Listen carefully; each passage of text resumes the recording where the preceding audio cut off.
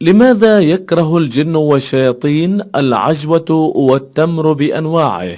أوصانا رسولنا الكريم صلى الله عليه وسلم أن نأكل كل يوم وفي الصباح بالتحديد 3 أو 5 أو 7 حبات من التمر، ويفضل طبعا أكل 7 تمرات. ولكن ألم تتساءلوا يوما لماذا أوصانا رسولنا الكريم صلى الله عليه وسلم بأكل التمر كل صباح بأعداد فردية؟ ألم يخطر ببالكم ما هي الفوائد التي تعود للجسم بأكل هذه الأعداد الفردية؟ ولماذا ليست زوجية؟ ولماذا التمر وليس نوع آخر من الفواكه؟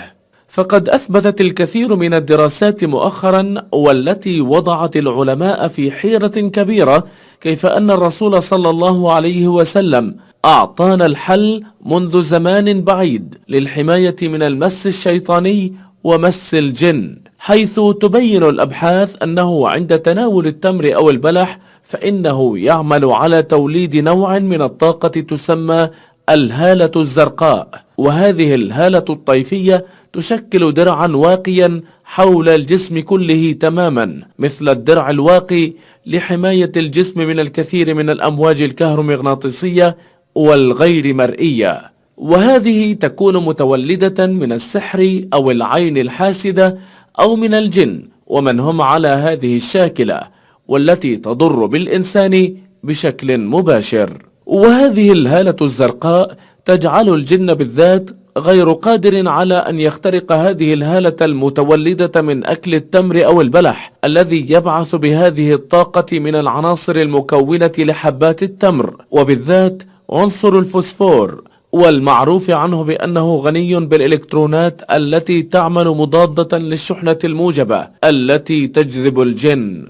ولكن الشرط أن تكون عدد حبات التمر الذي تناولها الإنسان عدد فردي كما سبق وذكرنا، وكلما زاد العدد إلى 7 حبات تكون هذه الهالة أقوى وأكبر. وأثبتت الدراسات أن الإشعاعات التألقية الفوسفورية تدعم حدوث الطيف الأزرق حول الجسم، وبالتالي تمنع الجسم من أن يخترق هذا الحاجز. ومن ناحية أخرى فإن الجن يتمكنون من اختراق الأطياف الأخرى. ولكن ماذا يحدث إذا أكل أحدنا عدد زوجي من حبات التمر؟ في هذه الحالة فإن التمر يخزن في الجسم على شكل سكريات ولا يعطي أي تأثير لتشكيل الهالة الزرقاء، والعدد الفردي يؤدي إلى تحويله إلى كربوهيدرات. صدق رسولنا الكريم الذي لا ينطق عن الهوى وصلى الله عليه وسلم. يسعدنا الاشتراك بقناتنا على اليوتيوب لمتابعة كل جديد. قناة عرفني.